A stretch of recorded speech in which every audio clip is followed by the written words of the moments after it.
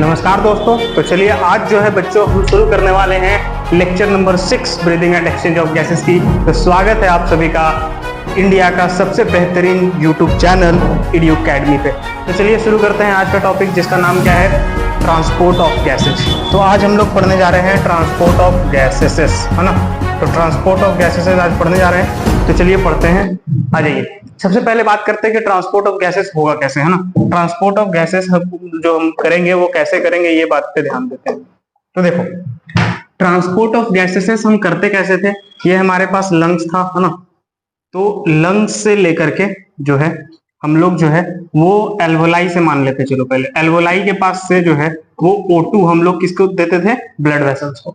अब ये blood vessels में जितने भी ब्लड है वो लेकर के जाएगा किस जगह पे, इस टिश्यू के पास लेकर के जाएगा। इस टिश्यू के पास जो है वो क्या करेगा, लेकर के जाएगा।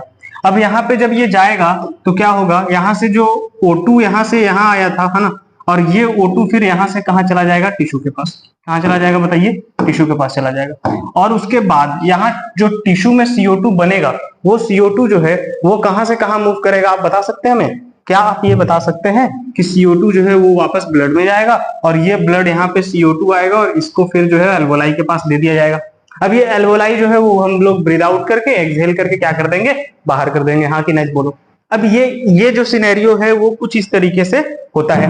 अब अगर मैं इसी में बात करूं मैं इसी में अगर आपको बताऊं कि ये जो है वो जो यहां से यहां तक ट्रांसपोर्ट हो रहा है गैसेस का, उसी के बारे में आज हम लोग जो है वो क्या करने जा रहे हैं, उसी के बारे में आज पढ़ने जा रहे हैं। तो ध्यान से सुनना, ये जो ट्रांसपोर्ट हो रहा है ना यहां से यहां तक, वो किसके माध्यम से हो रहा है। तो ब्लड में कौन कौन से कंपोनेंट होते हैं, इस बात को ध्यान दो। ब्लड में जो है वो ब्लड प्लाज्मा होता है। ब्लड प्लाज्मा के थ्रू जो है वो ट्रांसपोर्ट हो सकता है ना। RBC के थ्रू जो है वो ट्रांसपोर्ट हो सकता है, और एज अ डिजॉल्व फॉर्म की तरह भी जो है वो ट्रांसपोर्ट हो सकता है, डिजॉल्व फॉर्म की तरह, है ना। जिसको बोलते हैं प्लाज्मा में ही डिजॉल्व हो जाएगा, है ना। प्लाज्मा में कैसा होता है, डिजॉल्व होकर के ट्रांसपोर्ट करता है। और एक जो है वो बाइकार्बोनेट आयन की तरह कर सकता है, बाइकार्बोनेट आयन, बाइकार्बोनेट आयन। तो ये 3 तरीके से जो है वो ट्रांसपोर्ट हो सकता है। और देखिए ये जो बाइकार्बोनेट आयन है ना, ये भी कैसा हो रहा है, प्लाज्मा के थ्रू ही हो रहा है। तो जो हम ये बात जो यहाँ बात बताना चाह रहा हूँ वो बस इतना बताना चाह रहा हूँ कि जो ट्रांसपोर्ट ऑफ गैसेस है ना, transport of gases can occur by 2 medium. First one is plasma and the second one is RBCs, है ना। तो 2 माध्यम है हमारे पास ट्रांसपोर्ट के। पहला कौन है, प्लाज्मा, और क्या है, RBC। ठीक है। तो अब हम ट्रांसपोर्ट में जो है वो प्लाज्मा के थ्रू हो सकता है और किसके तरह हो सकता है, RBC की तरह। तो हम लोग जो है वो RBC को अभी डिटेल में पढ़ेंगे, फिर पढ़ेंगे प्लाज्मा के बारे में कि प्लाज्मा में कैसे होता है ना। तो प्लाज्मा में जो है वो 2 तरीके से हो सकता है। एक हो सकता है डिजॉल्व फॉर्म में, और दूसरा कैसा हो सकता है, दूसरा हो सकता है बाइकार्बोनेट फॉर्म में, है ना। इसको डिटेल में डिस्कस करेंगे, टेंशन ना ले आप, है ना। बाइकार्बोनेट आयन के फॉर्म में तो 2 तरह के फॉर्म में हो सकता है, डिजॉल्व फॉर्म में और दूसरा बाइकार्बोनेट आयन में। और RBC में कैसा होगा, RBC में कैसे होगा, यहाँ पे जो होगा वो कैसे होगा, यहाँ पे होगा एसोसिएशन और डिसोसिएशन होकर के। मतलब एसोसिएशन का मतलब क्या है कि इससे एसोसिएट कर जाए या फिर क्या कर जाए, डिसोसिएट कर जाए, हाँ, डिसोसिएट कर जाए। तो एसोसिएट और डिसोसिएट करके। लेकिन प्लाज्मा में कैसे होगा ऐसा, तो आपको क्या करना है, सुन लो। आपको जो है वो प्लाज्मा ये आपको नोट करना है ना, ये पूरे स्लाइड को आपको अच्छे तरीके से नोट करना है। अब जो है वो हम चलते हैं आगे, है ना। चलिए आगे क्या है देखते हैं। देखिए अब डिटेल में क्या डिस्कस करना है, डिटेल में डिस्कस करना है कि जो रेड ब्लड सेल है ना वो आखिर कैसे ट्रांसपोर्ट करता है ना, कैसे ट्रांसपोर्ट करता है, ये बहुत ज्यादा इंपॉर्टेंट है। तो देखो ये है हमारे पास ब्लड वेसल्स में इस तरीके से जो है वो क्या फ्लो कर रहा है, RBC फ्लो कर रहा है। और साथ में RBC के अलावा यहाँ पे जो है उसको क्या बोलते हैं, प्लाज्मा बोलेंगे, है ना, प्लाज्मा बोलेंगे बाकी को। लेकिन हम कभी किस पे बात पे डिस्कस करें, रेड ब्लड सेल। अब इस रेड ब्लड सेल के अंदर जो है वो इसका सुने होंगे कि रेड ब्लड सेल का कलर जो है वो लाल क्यों होता है, लाल रंग का क्यों होता है। तो इसका रीजन क्या था कि लाल रंग होने का इसका रीजन क्या था कि ये लाल रंग का इसलिए होता है क्योंकि इसके पास एक पिगमेंट होता है, हेमोग्लोबिन मॉलिक्यूल होता है ना। हेमोग्लोबिन की वजह से ये कैसा होता है, आपका रेड भी होता है। और इसके पास हेमोग्लोबिन पाया जाता है। क्या पाया जाता है बताइए, हेमोग्लोबिन पाया जाता है। इसके पास क्या पाया जाता है, हेमोग्लोबिन।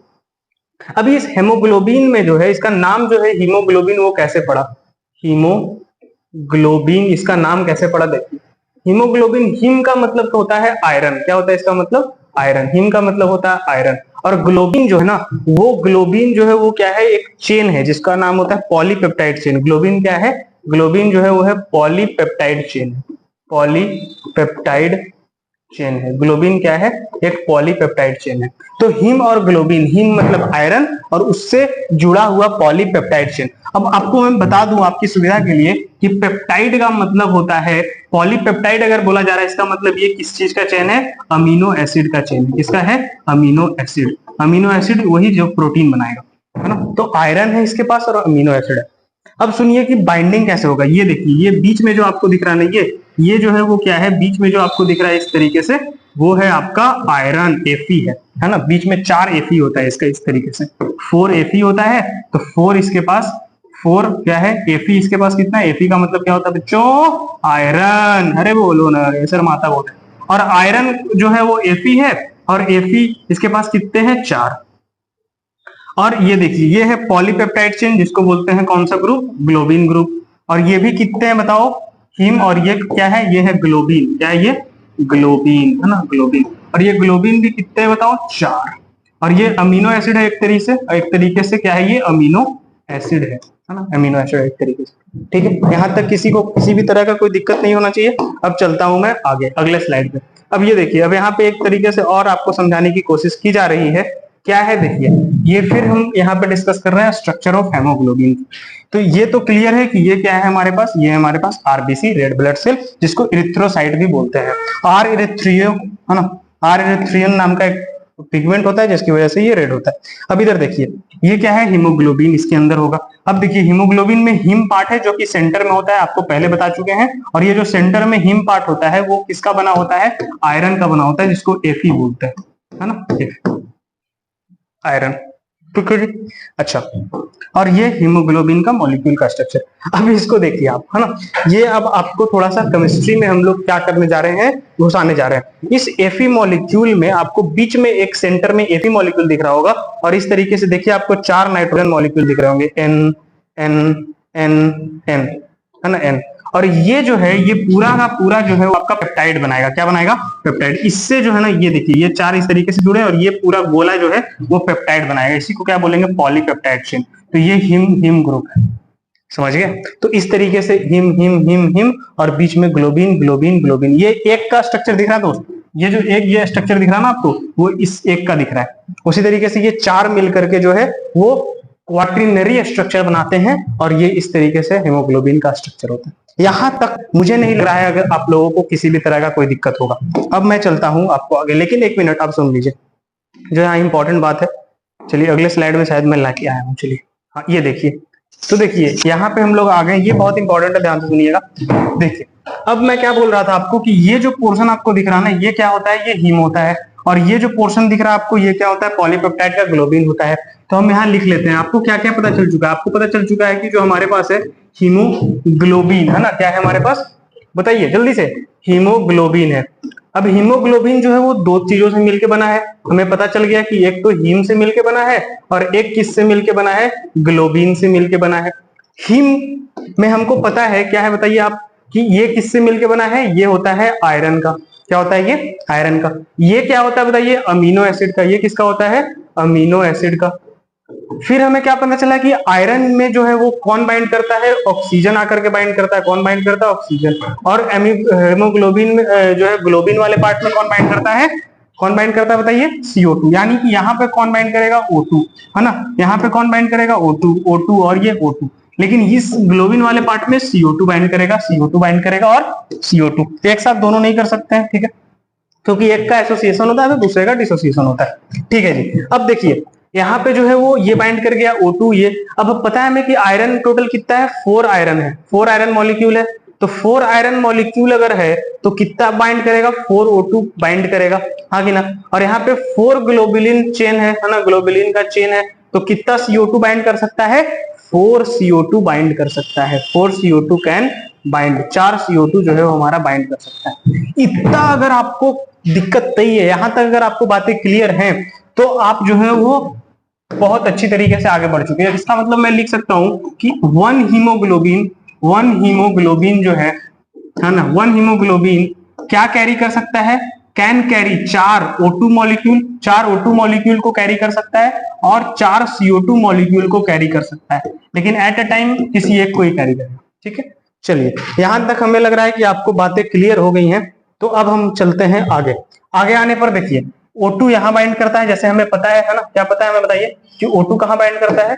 O2 हमारा बाइंड कर रहा है, देखिए हीमोग्लोबिन वाले हीम वाले पार्ट पे, और CO2 कहां बाइंड कर रहा है, यहाँ पे। दोनों कभी साथ में बाइंडिंग नहीं कर सकते, ये हमें पता है। चलिए अब हम चलते हैं इसके आगे। ठीक है भैया, चला जाए नेक्स्ट। अब बात करते हैं बाइंडिंग ऑफ हेमोग्लोबिन की। हेमोग्लोबिन की जो है वो बाइंडिंग कैसे होती है। ठीक है, तो हेमोग्लोबिन की बाइंडिंग अगर आप देखो तो बताओ मुझे हेमोग्लोबिन की बाइंडिंग कैसे होती है। तो सुनो, हमने क्या देख लिया कि जो हीमोग्लोबिन होता है Hb, वो किससे बाइंड करता है। देखो अगर मैं यहाँ लिखूं Fe, कितने Fe होते हैं, 4 Fe होते हैं, है ना, 4 Fe। और ये किससे कनेक्टेड था, पॉलीपेप्टाइड चेन से। तो पॉलीपेप्टाइड चेन यानी कि नाइट्रोजन।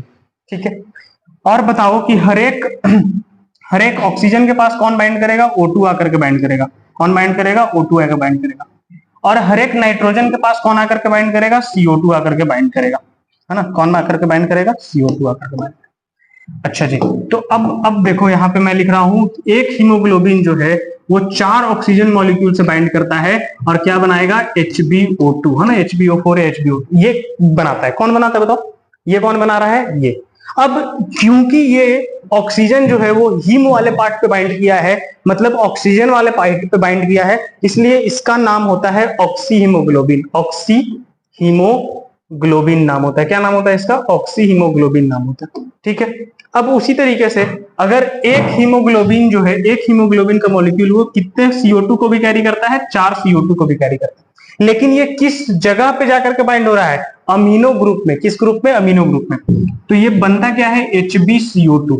और क्योंकि ये अमीनो ग्रुप पे बाइंड हो रहा है, इसलिए इसका नाम पड़ता है कार्बोक्सी हीमोग्लोबिन। क्या नाम पड़ता है बताइए, carboxy haemoglobin. Carboxy haemoglobin, carboxy haemoglobin इसका नाम होता है ना। कार्ब सॉरी क्या नाम होता है इसका, carb amino haemoglobin. Carb amino haemoglobin, क्योंकि ये किसके साइट पर जाकर के बाइंड कर रहा है बताओ। ये बहुत इंपॉर्टेंट था, मैं भी गलती कर चुका हूं। इसका मतलब आपको गलती नहीं करना है, मैं ये गलती करके आपको बता रहा था मेरे बच्चों कि ये कार्ब अमीनो हेमोग्लोबिन होगा, कार्बोक्सी नहीं होगा। और ये कभी नहीं होगा कार्बोक्सी, क्योंकि ये CO2 किस जगह बाइंड कर रहा है, अमीनो ग्रुप पे बाइंड कर रहा है। अगर ये अमीनो ग्रुप पे बाइंड कर रहा है, इसका मतलब ये हुआ कि ये जो CO2 है वो क्या पूरा मॉलिक्यूल क्या कहलाएगा, HbCO2 वाला मॉलिक्यूल क्या कहलाएगा, ये मॉलिक्यूल कहलाएगा कार्ब अमीनो हेमोग्लोबिन। अगर तो कार्बोक्सी कौन कहलाएगा सर, कार्बोक्सी कहलाएगा जब CO जाकर के बाइंड करेगा और ये HbCO बनाएगा, इसको क्या बोलते हैं, carb oxy haemoglobin. Carboxy haemoglobin. और इस बात को आप ध्यान रख ले भैया कि ये जो है वो CO कार्बोक्सी हीमोग्लोबिन कहलाएगा, लेकिन CO2 कार्बोक्सी और ये कहलाएगा। यहां तक की बातें क्लियर हैं। अब मैं चलता हूं आगे और आप ध्यान से सुने कि मैं क्या कह रहा हूं। ट्रांसपोर्ट ऑफ गैसेस में एक बात और जो है वो बतानी बहुत जरूरी है, इसलिए आप सुन लीजिए। क्या है वो बात कि अगर हीमोग्लोबिन जो है वो किससे बाइंड कर रहा था, अगर हीमोग्लोबिन O2 से बाइंड करता था तो इसको बोलते थे HbO2 और इसको बोल रहे थे ऑक्सी हीमोग्लोबिन। क्या बोल रहे थे, ऑक्सी हीमोग्लोबिन। और अगर यही Hb जो है वो CO2 के साथ अगर बाइंड करता था तो बोलते थे HbCO2 और इसको बोलते थे कार्ब अमीनो हेमोग्लोबिन। मेरे बच्चों बहुत बढ़िया, आप लोग बहुत तेज हैं, है ना। अगर मैं इसी को Hb के साथ CO लगा दूं तो ये बन जाएगा HbCO और ये क्या कहलाएगा, carb oxy haemoglobin. Very good, आप लोग हैं मेरे बच्चे। हेमोग्लोबिन क्या होगा, कार्बोक्सी हीमोग्लोबिन। यहां तक किसी को किसी भी तरह का कोई दिक्कत नहीं होना चाहिए यार। सिंपल सिंपल बातें हैं, सिंपल सिंपल चीजें हैं जो हम लोग देख रहे हैं। अब देखिए Hb जो है वो किससे और कंबाइंड हो सकता है। Hb जो है ना वो कंबाइंड हो सकता है नाइट्रेट, ये सबसे, है ना, नाइट्रेट नाइट्राइट, है ना, ये सबसे कंबाइंड हो सकता है, या फिर फ्री रेडिकल से कंबाइंड हो सकता है। क्या होता है sir free radical, free radical होता है बच्चों जब किसी भी मेटल या नॉन मेटल पर एक इलेक्ट्रॉन प्रेजेंट होता है तो वो फ्री रेडिकल कहलाता है। अगर कार्बन फ्री रेडिकल है तो उसको केवल फ्री रेडिकल नाम दे देते हैं। तो कार्बन पे एक इलेक्ट्रॉन एक डॉट से दिखाते हैं। अगर ये इससे बाइंड करता है ना तो क्या होता है कि इसका कलर जो है वो ब्लू हो जाता है, ब्लू कलर हो जाता है ना। और ब्लू कलर अगर हो गया ना तो इसका मतलब है कि अगर ये चाइल्ड में हो गया चाइल्ड में हो गया अगर ये, तो इसी को बोला जाता है blue baby syndrome, blue baby syndrome, है ना। तो ये अगर ये हो गया तो इसको कहता है ब्लू बेबी सिंड्रोम, है ना, ब्लू बेबी सिंड्रोम। अब ध्यान से सुनना, ये जो दोनों बाइंडिंग है ना, ये दो बाइंडिंग दिख रहे हैं तुमको, ये ऑक्सी हीमोग्लोबिन और कार्बोक्सी हीमोग्लोबिन, ये जो है वो होता है टेम्पोररी बॉन्डिंग। क्या होता है? Temporary bonding. और ये दोनों बॉन्डिंग जो आपको दिख रही है, ये दोनों बॉन्डिंग जो आपको दिख रही है, वो कैसा होता है? वो होता है परमानेंट बॉन्डिंग। किस चीज का परमानेंट बॉन्डिंग होता है? वो सीओ का, कार्बन मोनोऑक्साइड का, नाइट्रेट का और पीरियडिकल का कैसा होता है? Permanent binding. देखिए मैं एक आपको स्टोरी बताता हूँ। जो सीओ है ना, वो ऐसा बंदा है, वो बोलता है कि मैं लॉयल रहूंगा, है ना, और ये बोलता है कि अगर तुम मेरे से कंबाइंड हो रहे हो, हीमोग्लोबिन को बोलता है, देख हीमोग्लोबिन, तू अगर मेरे से शादी करना चाहती है तो मैं, मतलब तू अगर मुझसे मिलना चाहती है ना, तो मैं परमानेंट बाइंडिंग हूं, मतलब तुम अगर मुझसे मिलोगी तो फिर मैं तुम्हें किसी और से मुंह मारने नहीं दूंगा, तो तुम मेरी हो जाओगी परमानेंट। तो वो कार्बोक्सी हीमोग्लोबिन बना के परमानेंट हो जाता है और उसके बाद वो कभी किसी को छोड़ता नहीं। नाइट्रेट ये भी बोलता है कि देखो तुम अगर मुझसे कंबाइन होना चाहती हो तो मैं तो तुमसे कंबाइंड हो जाऊंगा, लेकिन दिक्कत ये है कि तुम्हें अपना कास्ट बदलना पड़ेगा, मेरा जो कास्ट है तुम्हें उसे अपनाना पड़ेगा। तो ये ब्लू कलर में कन्वर्ट हो जाता है और बच्चे कैसे हो जाते हैं? ब्लू कलर के हो जाते हैं।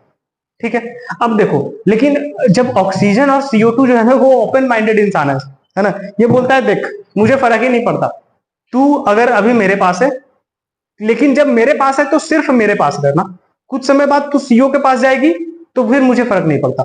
और सीओ बोलता है कि अगर तुम जिस समय मेरे पास हो उस समय तुम मेरे पास रहोगी, उसके बाद फिर तुम जाना ऑक्सीजन के पास, तो जाना। तो ये जो है वो कैसे हैं? ये दोनों जो है वो टेम्पोररी बाइंडिंग है या फिर रिवर्सिबल बॉन्डिंग है। कैसे बॉन्डिंग है? रिवर्सिबल बॉन्डिंग है। मतलब कि एल्वोलाई के पास ऑक्सीजन ज्यादा होता है तो हीमोग्लोबिन ऑक्सीजन से कंबाइंड हो जाता है, और टिश्यू के पास CO2 ज्यादा होता है तो वो CO2 से कंबाइंड हो जाता है। तो ये बातें थी, है ना। तो ये बातें जो हैं वो आपको एज इट इज याद होनी चाहिए स्टोरी के फॉर्म में, कि सीओ क्या बोलता है? सीओ बोलता है कि तुम्हें परमानेंट बाइंडिंग करना पड़ेगा, इसलिए कार्बोक्सी हीमोग्लोबिन। और नाइट्रेट और ये बोलता है कि मैं तो तुमसे बाइंड कर लूंगा, लेकिन तुम्हें कलर भी चेंज करना पड़ेगा, अगर बच्चे में हो गया तो ब्लू बेबी सिंड्रोम हो जाता है। और ये दोनों जो है वो ओपन माइंडेड इंसान है, ये रिवर्सिबल बॉन्डिंग शो कर सकते हैं। ठीक है, जहां पे जो ज्यादा होगा उससे बाइंड कर लेगा। जैसे एल्वोलाई के पास जो है एसोसिएशन हो जाएगा O2 का, और टिश्यू के पास एसोसिएशन हो जाएगा CO2 का। तो मुझे लगता है कि आपको जो है वो ये बातें अभी तक जो मैंने पढ़ाई है ट्रांसपोर्ट ऑफ गैसेस की, वो क्लियर हो गई है। अब बात करने जा रहे हैं ट्रांसपोर्ट ऑफ ऑक्सीजन की। ट्रांसपोर्ट ऑफ ऑक्सीजन कैसे होता है ये देख लो, चलो। ठीक है जी, तो देखिए ऑक्सीजन का ट्रांसपोर्ट करने के लिए क्या करना पड़ेगा? सबसे ज्यादा ऑक्सीजन किस जगह पे होता है बताओ? एल्वोलाई पे। तो एल्वोलाई के पास जो ऑक्सीजन है वो कहाँ जाएगा? वो जाएगा ब्लड वेसल्स में, और ये ब्लड वेसल्स में जाने के बाद जो है वो कहाँ जाएगा? टिश्यू के पास, और टिश्यू फिर जो है वो O2 दे देगा, जो ब्लड वेसल्स है वो O2 दे देगा किसको? टिश्यू को, है ना। अब ये O2 अब से CO2 बनेगा, जो भी प्रोसेस होगा इधर। अब देखो, तो O2 का ट्रांसपोर्ट किस किस माध्यम से होगा, है ना। तो O2 जो है, O2 is transported by, O2 is transported by, है ना, किस किस से ट्रांसपोर्ट होता है O2 का? तो जो 97% ऑक्सीजन जो है ना, वो ट्रांसपोर्ट किया जाता है आरबीसी से। 97% ऑफ ऑक्सीजन इज ट्रांसपोर्टेड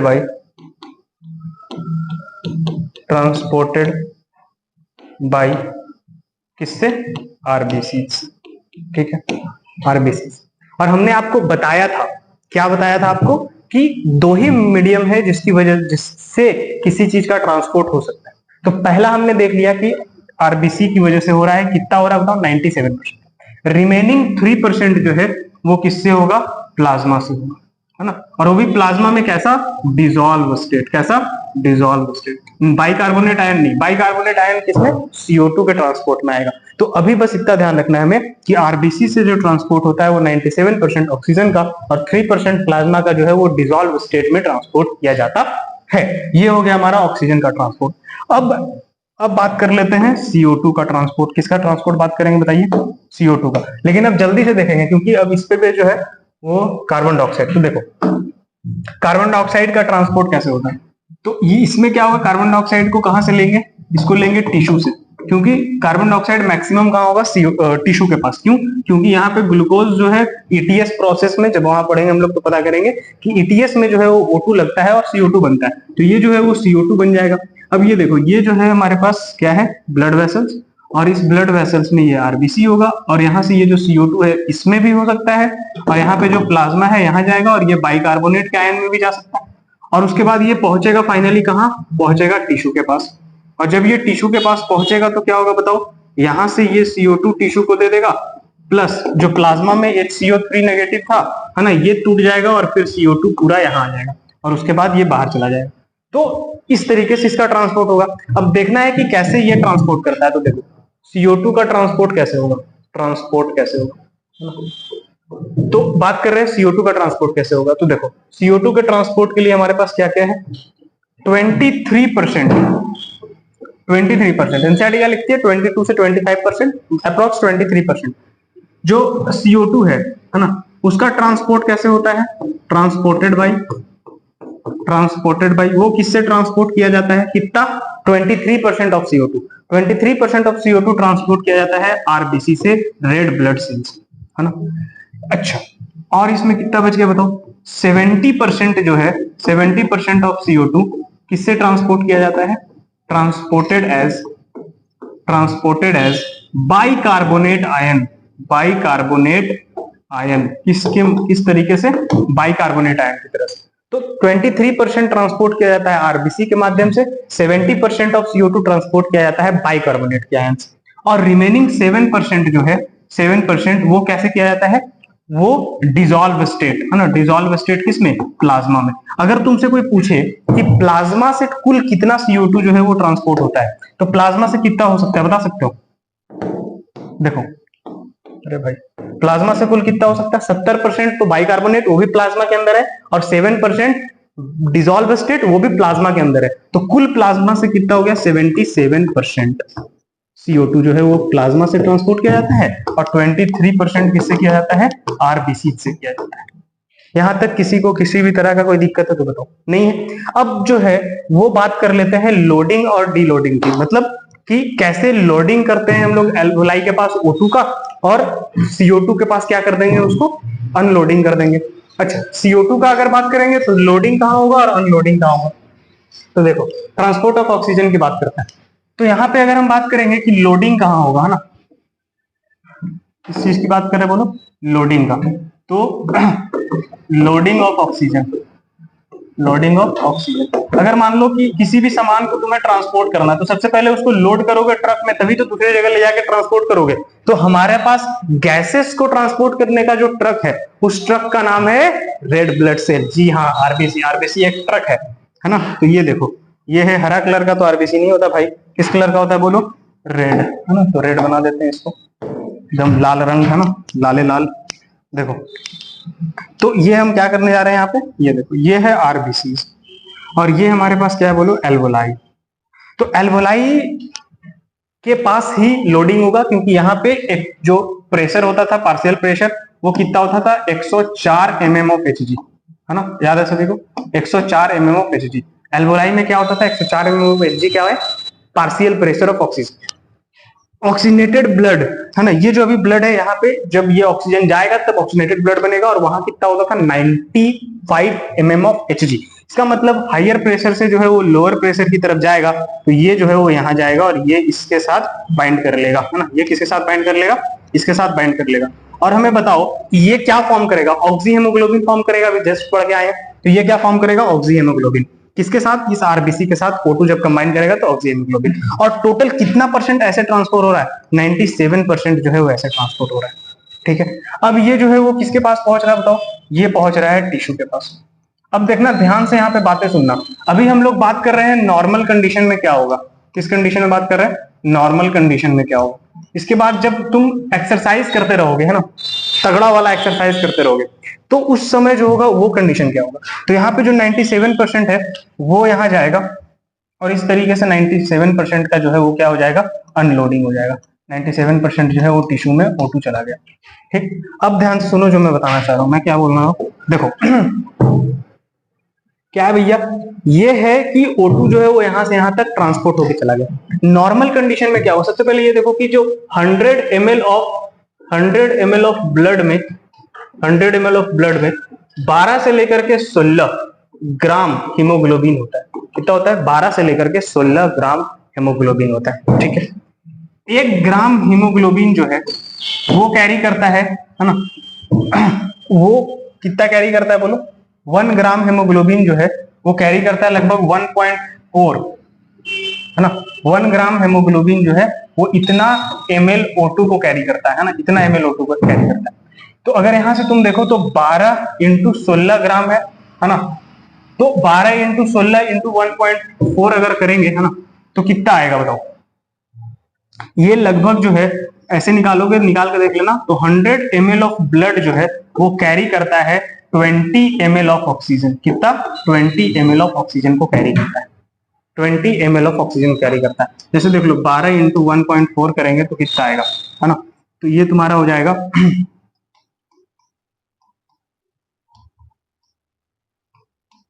16.8, और अगर 16 को करेंगे 1.4 के साथ तो ये कितना हो जाएगा बताओ, 20 ml, है ना। तो लगभग 20 ml के आसपास आ रहा है।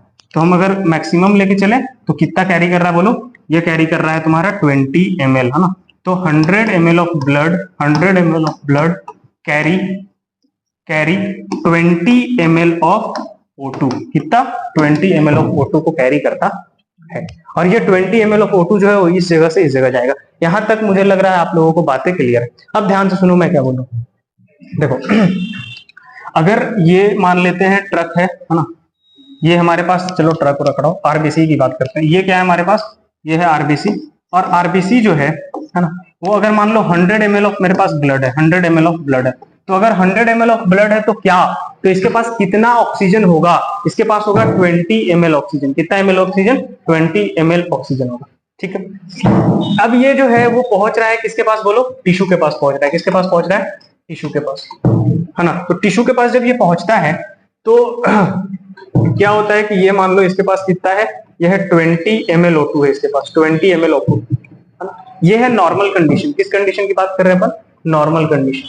तो नॉर्मल कंडीशन में क्या होगा कि जो ब्लड है उसके पास 100 ml ऑफ ब्लड में कितना है, 20 ml ऑफ O2 है।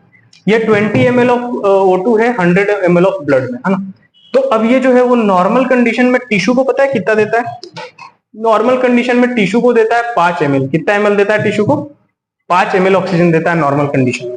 ठीक है, और टिश्यू को कितना देता है, 5 ml देता है नॉर्मल कंडीशन में। अब अगर कंडीशन जो है वो एक्सट्रीमली हाई हो, है ना, बहुत ज्यादा हो, है ना, तब क्या होगा, बहुत ज्यादा जब मतलब जब हम लोग, ये नॉर्मल कंडीशन हो गया, जब एक्सट्रीम एक्सरसाइज करते रहोगे, है ना, जब एक्सरसाइज करोगे तब का कंडीशन में क्या होगा, तब क्या होगा कि 100 ml ऑफ ब्लड जो है, 100 ml ऑफ ब्लड वो कैरी तो 20 ml ऑफ ऑक्सीजन ही करेगा, कैरी तो इतना ही करेगा। ठीक है, लेकिन ये टिश्यू को कितना डिलीवर करेगा, जब ये टिश्यू के पास पहुंचेगा तो टिश्यू को कितना देगा, 15 ml O2 दे देगा। कितना O2 दे देगा, 15 ml O2 दे देगा। समझे गुरु, कितना ml O2 दे देगा, 15 ml O2 दे देगा। ठीक है, तो बस अभी ये सिनेरियो समझना है कि 100 ml ऑफ ब्लड में कितना ml ऑक्सीजन होता है, 20 ml। नॉर्मल कंडीशन में टिश्यू को कितना दिया जाता है, 5 ml दिया जाता है। एक्सरसाइज के केस में जो है वो कितना दिया जाता है, 15 ml दिया जाता है। ठीक है, यहां तक बातें क्लियर है कि नहीं है, सब बताओ। अभी तक क्या देखे, अभी तक ये देखे हैं कि नॉर्मल कंडीशन में क्या होगा, नॉर्मल कंडीशन में क्या होगा कि नॉर्मल कंडीशन में क्या होगा कि ये टिश्यू है, तो नॉर्मल कंडीशन में क्या होगा, टिश्यू को जो है ये ब्लड जो दिया जाएगा, ब्लड में क्या होगा, 100 ml अगर ब्लड है, 100 ml अगर ब्लड है तो उसमें कितना ml CO2 होगा, 20 ml O2 होगा। ठीक है, और नॉर्मल कंडीशन में जो है, नॉर्मल कंडीशन में जो है वो कितना टिश्यू को देगा, 5 ml ब्लड देगा। कितना देगा, 5 ml जो है वो ब्लड देगा, क्या देगा, सॉरी 5 ml O2 देगा। किसको, टिश्यू को 5 ml O2 देगा, 5 ml O2 देगा किसको, टिश्यू को, है ना। कौन, नॉर्मल कंडीशन में। अगर इसी को बात करो कि अगर ये नॉर्मल कंडीशन में 5 ml दे रहा है ना, ये कब दे रहा है बताओ, नॉर्मल कंडीशन, है ना, नॉर्मल कंडीशन। लेकिन अगर यही बात करें एक्सरसाइज वाले कंडीशन में क्या होगा, जब एक्सरसाइज कर रहे होगे तब क्या होगा बताओ, एक्सरसाइज जब कर रहे होगे तो कितना देगा, तो ये 15 ml O2 देगा, 15 ml O2 देगा। ठीक है, यहां तक क्लियर है, कोई दिक्कत नहीं, कोई दुख दर्द परेशानी नहीं होना चाहिए, नहीं है जी।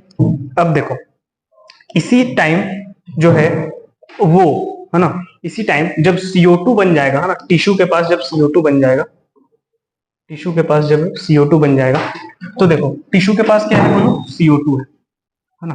तो अभी सबसे पहले ये देख लेते हैं, चलो एक मिनट।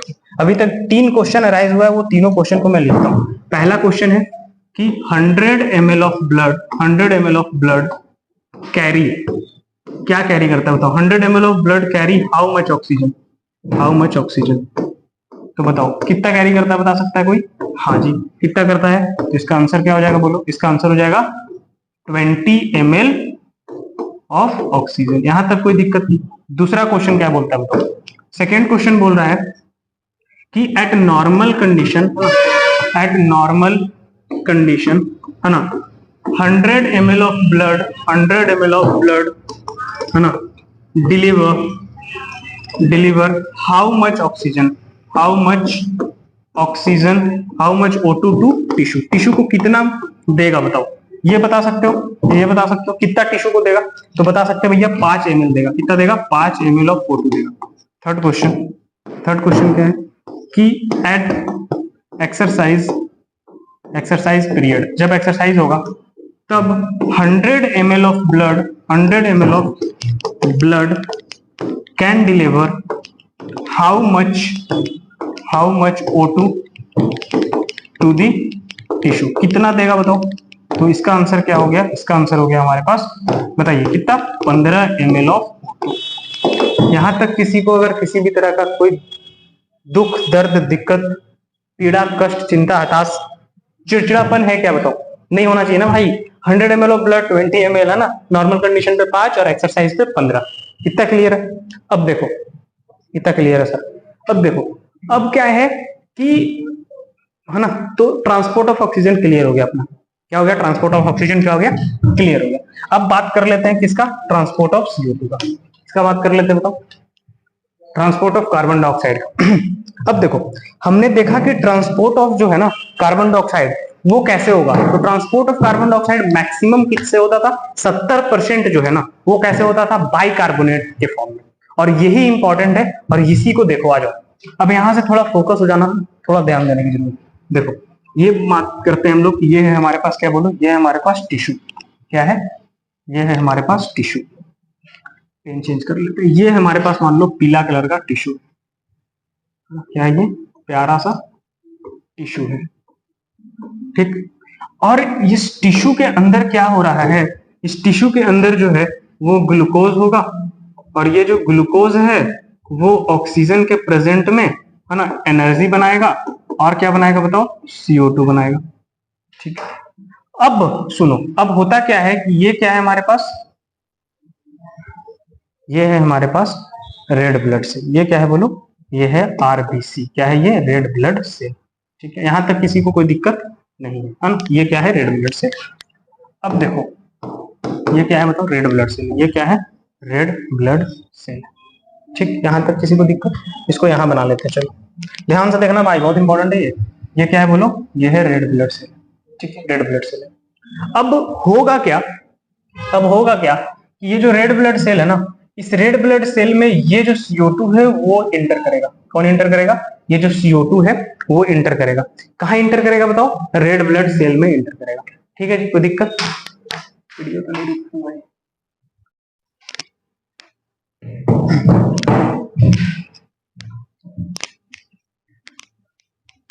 ट्रांसपोर्ट ऑफ CO2 हमने देखा क्या? ट्रांसपोर्ट ऑफ CO2 के लिए क्या बताओ? ट्रांसपोर्ट ऑफ CO2 कैसे होता था? 70% जो CO2 है वो एट बाइकार्बोनेट आयन, है ना, बाई कार्बोनेट आयन के फॉर्म में होता था ना, और बाकी 7% जो है वो डिजोल्व फॉर्म में होता था, और ये 77% जो है वो प्लाज्मा के फॉर्म में, और बाकी जितना भी देख करके आए 23% कैसे होता था?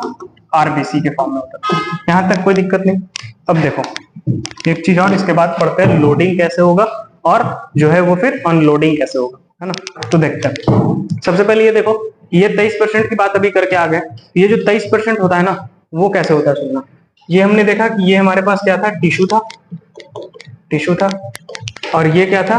Blood vessels, blood vessels. और ऊपर हमने बोला ये नॉर्मल कंडीशन की बात है, और ये एक्सरसाइज वाले कंडीशन की बात है ना, ये एक्सरसाइज वाले की बात। ये है नॉर्मल कंडीशन, नॉर्मल कंडीशन। तो नॉर्मल कंडीशन में क्या होता था कि 100 ml ऑफ ब्लड जो है वो कितना O2 रखता था, 20 ml ऑफ O2 रखता था। 100 ml of blood 20 ml of O2 रखता है। अब ये जो नॉर्मल कंडीशन पे क्या होगा कि ये कितना डिलीवर करेगा इसको, 5 ml जो है वो देगा, 5 ml देगा। और कितना वापस लेगा इससे, ये भी तो बहुत बड़ी बात है ना, कितना वापस लेगा। तो ये जब वापस आएगा ना इसके पास ऐसे, इस केस में तो वापस जब आएगा ये, तो इसके पास बताओ 20 लेके गया था, 20 लेके गया, 5 ही दिया, यानी कि 15 ml O2 को वापस लेके आ रहा है और 5 ml O2 के बदले 4 ml CO2 लेकर के आता है। कितना ml लेकर के आता है, 4 ml CO2 लेकर के आता है।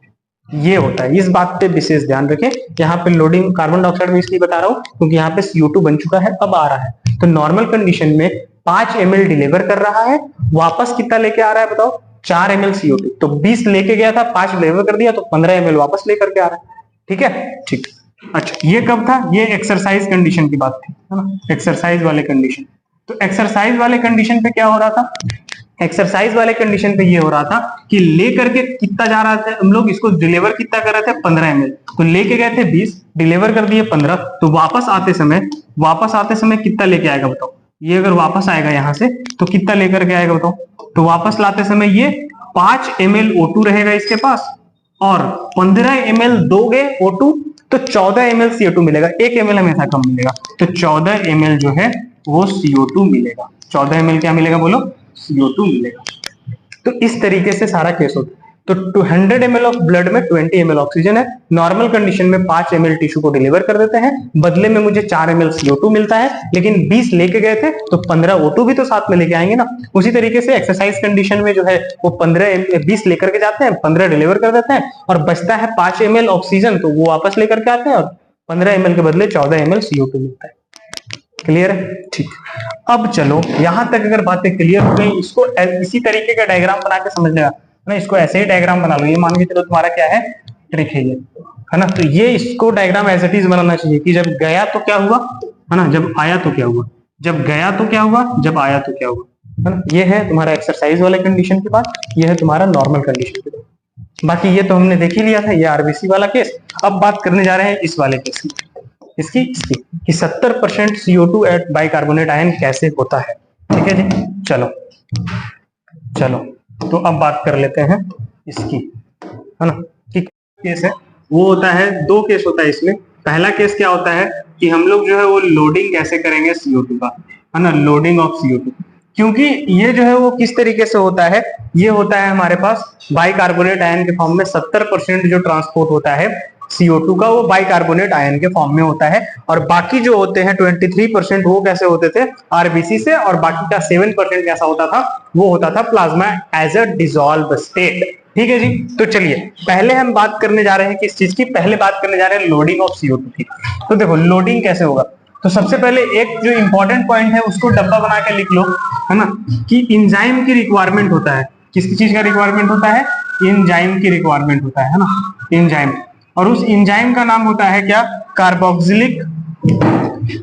Carbonic anhydrase. क्या नाम होता है, कार्बोनिक एनहाइड्रेज। कार्बोनिक एनहाइड्रेज नाम का एक एंजाइम होता है। इस एंजाइम की मदद से जो है वो क्या बनाया जाता है, बाइकार्बोनेट आयन बनाया जाता है इस एंजाइम की मदद से। इस एंजाइम जो है वो कौन सा रिएक्शन को फैसिलिटेट करता है, ये बोलता है कि जब CO2 को पानी में डाल दोगे, है ना, और इस एंजाइम को डाल दो, है ना, इस एंजाइम को डाल दो, तो क्या बन जाएगा, H2CO3 बन जाएगा, ये बन जाएगा। ये जो रिएक्शन है वो रिएक्शन कौन करवाता है, कार्बोनिक एनहाइड्रेज। कार्बोनिक एनहाइड्रेज जो है ना, इसका जो को फैक्टर होता है वो होता है जिंक। कौन होता है इसका को फैक्टर, जिंक। इसका को फैक्टर कौन होता है बोलो, जिंक। जिंक जो है वो कार्बोनिक एनहाइड्रेज का को फैक्टर होता है। अच्छा, ये रिएक्शन। एक चीज और, जो कार्बोनिक एनहाइड्रेज है ना वो प्रेजेंट होता है, प्रेजेंट मोस्टली किस में प्रेजेंट होता है, मतलब बहुत ज्यादा जो है वो प्रेजेंट होता है आरबीसी में, मतलब रेड ब्लड सेल में, है ना। सम अमाउंट जो है ना, कुछ अमाउंट जो है वो प्लाज्मा में भी पाया जाता है। Some amount also present in plasma, some amount जो है वो प्लाज्मा में भी मिलता है।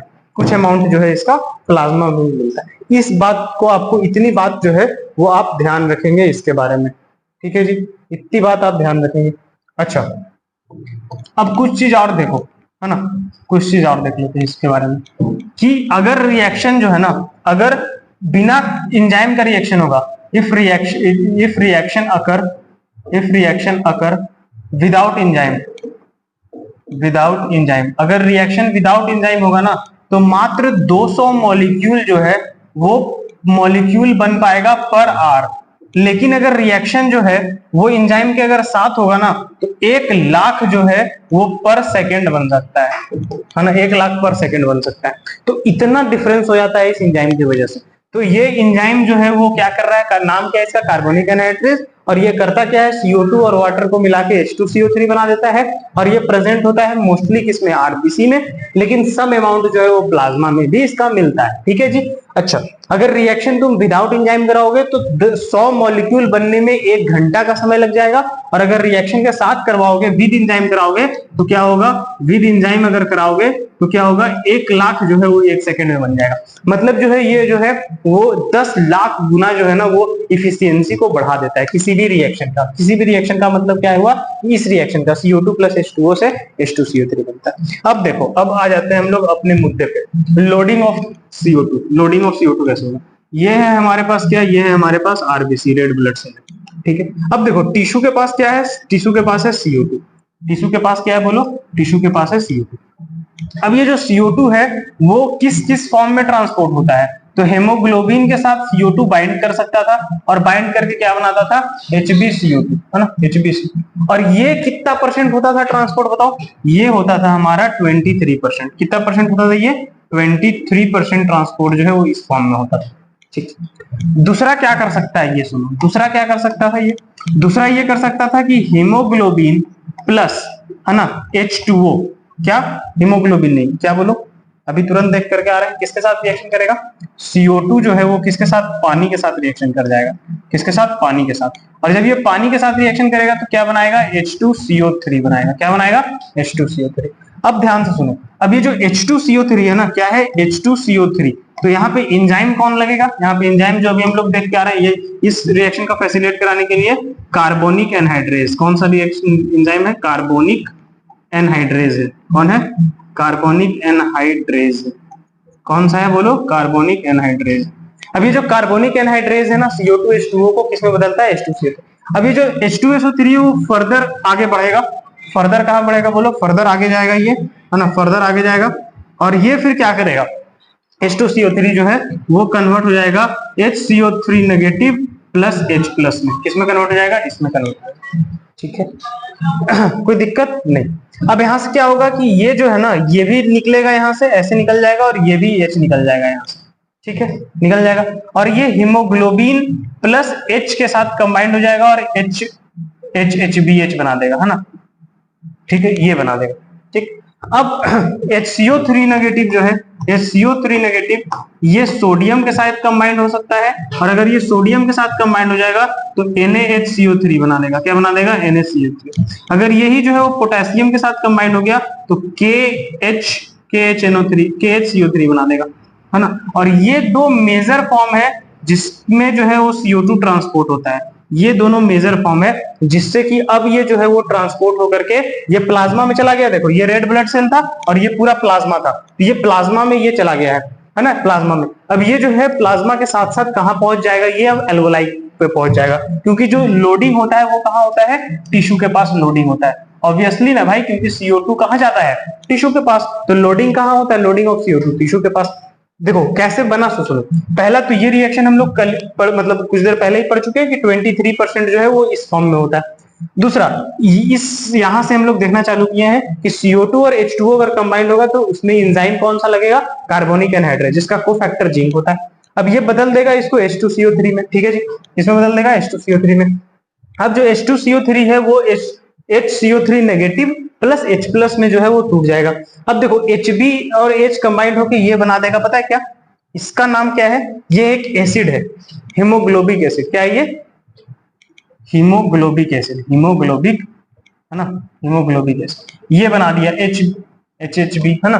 अब ये जो है H प्लस इसके साथ कंबाइन करके, अब ये जो HCO3 नेगेटिव है वो Na प्लस के साथ कंबाइन कर सकता है या K प्लस के साथ, तो ये क्या बना देगा NaHCO3, और ये जो है यही क्या है बताओ, यही CO2 को ट्रांसपोर्ट करवाएगा, CO2 को इस फॉर्म में ट्रांसपोर्ट करवाएगा।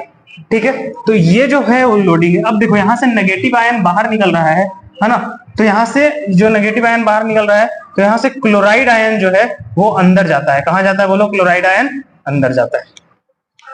ठीक है जी, क्लोराइड आयन क्या जाता है बोलो, अंदर जाता है।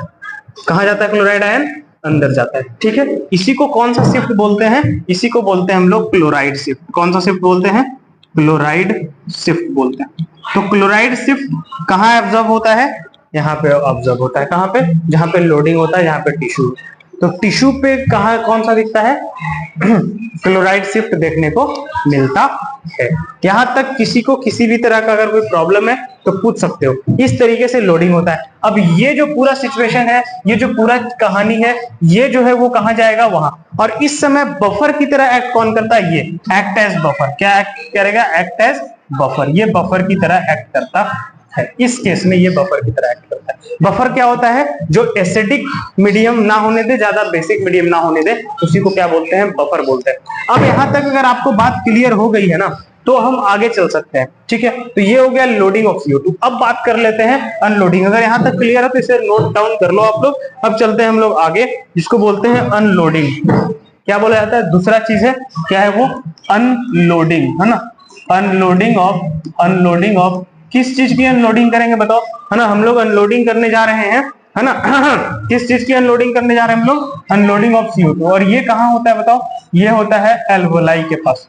ये कहाँ होता है बताओ, एल्वोलाई के पास। अच्छा, जब अनलोडिंग हम लोग करते हैं ना मेरे दोस्त, तो अनलोडिंग जब करेंगे तो सेम सिचुएशन होगा। ये RBC था, है ना। अब यहाँ पे O2 था, है ना, ये O2 था। अब देखो, अब होगा क्या, इस अनलोडिंग के केस में हम लोगों को पता है कि जो HbCO2 था, है ना, HbCO2 वो टूट जाएगा और ये बना देगा HB और CO बना देगा, HB और CO बना देगा। अब ये जो O है वो H के साथ कंबाइंड हो जाएगा, और ये जो CO है वो चला जाएगा बाहर। CO कहाँ चला जाएगा, बाहर चला जाएगा। यहां तक क्लियर है। अब देखो दूसरा चीज, अब जो HB क्या था हमारे पास, H2CO3, है ना, क्या था, H2CO3, है ना। सुनना, ये जो यहाँ पे अब जो पूरा रिएक्शन था वो रिवर्स हो जाएगा। मतलब जो HBH था ये टूट जाएगा HB प्लस H प्लस में। किसमें टूट जाएगा बोलो, H प्लस HB में। और ये जो O2 है ना, ये जो O2 है, ये देखो, ये जो O2 है ना, ये जो O2 है, यहाँ पे जो O2 है, ये O2 यहाँ भी चला जाएगा, इसके पास भी आ जाएगा। ये O2 इससे कंबाइन कर लेगा और HbO2 बना देगा। क्यों HbO2 बनाना क्यों जरूरी है, क्योंकि 97% ऑक्सीजन का ट्रांसपोर्ट हीमोग्लोबिन से होता है। इसलिए यहाँ भी हीमोग्लोबिन फ्री हुआ, यहाँ भी हीमोग्लोबिन फ्री हुआ, और जैसे ही हीमोग्लोबिन फ्री हुआ O2 उसको दबोच लिया। क्या कर लिया, दबोच लिया। अब ये जो H प्लस है ना, वो क्या करेगा, देखो HCO3 नेगेटिव जो है, HCO3 नेगेटिव से ये H प्लस कंबाइन कर जाएगा और क्या बना देगा बोलो, H2CO3 बना देगा। अब ये जो H2CO3 है ना, वो जो है वो फिर वापस टूट जाएगा इधर की तरफ, और ये क्या बना देगा, CO2 प्लस H2O बना देगा। ठीक है, अब ये जो CO2 है, CO2, ये CO2 क्या होगा, ये CO2 यहां से जो है ना दोस्त, वो भाग जाएगा एल्वोलाई पे। कहां भाग जाएगा, एल्वोलाई पे। ये सारी चीजें होती हैं यहाँ पे। अब जैसे ही ये अब देखो यहाँ क्या हो रहा है, यहाँ पे जो है नेगेटिव आयन वो घट रहा है और प्लस में पॉजिटिव आयन अंदर भी आ रहा है। नेगेटिव आयन घट भी रहा है और प्लस में पॉजिटिव आयन अंदर भी आ रहा है। तो यहाँ पे जो क्लोराइड आयन था ना, वो क्लोराइड आयन बाहर आ जाएगा। क्लोराइड आयन क्या आ जाएगा, बाहर आ जाएगा। इसी को क्या बोलते हैं, क्लोराइड शिफ्ट का रिवर्स है ना। तो रिवर्स ऑफ क्लोराइड शिफ्ट, क्या बोलते हैं इसको, रिवर्स ऑफ क्लोराइड शिफ्ट। यहाँ पे क्या होता है, क्लोराइड शिफ्ट का रिवर्स होता है। शिफ्ट का क्या होता है, रिवर्स होता है। तो क्लोराइड शिफ्ट होता कहाँ है, टिश्यू के पास। और वो टिश्यू के पास क्यों होता है, क्योंकि हम किस चीज को बैलेंस करना चाहते हैं, आयनिक बैलेंस करने के लिए। क्योंकि देखो यहाँ पे नेगेटिव घट रहा है कि नहीं बताओ, ये नेगेटिव घट रहा है क्योंकि ये नेगेटिव अब पॉजिटिव में कन्वर्ट हो रहा है। प्लस में H प्लस और अंदर जा रहा है, तो इसका मतलब ये जो नेगेटिव आयन है उसको कहाँ आना पड़ेगा, अंदर की बाहर, उसको आना पड़ेगा बाहर। तो इसको बोलते हैं रिवर्स ऑफ क्लोराइड शिफ्ट। क्या बोला जाता है इसको, रिवर्स ऑफ क्लोराइड शिफ्ट। तो ये इस तरीके से सारा सिनेरियो होता है। अब यहाँ से CO2 बाहर हो जाएगा। अभी यहाँ पे क्या होगा बताओ कि HCO3 जो था वो किस में टूट जाएगा, HCO3 जो था वो किस में टूट जाएगा, HCO3 नेगेटिव और K प्लस में, है ना। और ये देखो ये जो HCO3 नेगेटिव है यही तो यहाँ घुसा है, यही देखो यहाँ घुसा है। उसी तरीके से मान लो कि KH के ना हो करके क्या हो, Na के फॉर्म में हो, है ना। किस फॉर्म में हो बोलो, NaHCO3 हो, तो NaHCO3 भी किस में टूटेगा, HCO3 नेगेटिव और Na प्लस के फॉर्म में टूटेगा। और यही NaCO3 तो ये यहाँ चला गया देखो। तो ये इस तरीके का सारा खेल होता है। तो जो चीजें वहां हो रही थी उसके जस्ट अपोजिट चीजें जो है वो कहाँ होगी, तुम्हारा एल्वोलाई पे। तो इसी को बोला जाता है लोडिंग और अनलोडिंग ऑफ गियर। तो इस तरीके से जो है वो पूरा चैप्टर हमारा जो है, चैप्टर नहीं मतलब ट्रांसपोर्ट ऑफ गैसेस का जो टॉपिक है वो पूरा कंप्लीट होता है। अगले लेक्चर में हम लोग रेगुलेशन और डिसऑर्डर की बात करेंगे और ये चैप्टर पूरी तरीके से खत्म हो जाएगा मेरे दोस्त। ठीक है जी, चलो पढ़ाई करते रहो, ऑल द वेरी बेस्ट।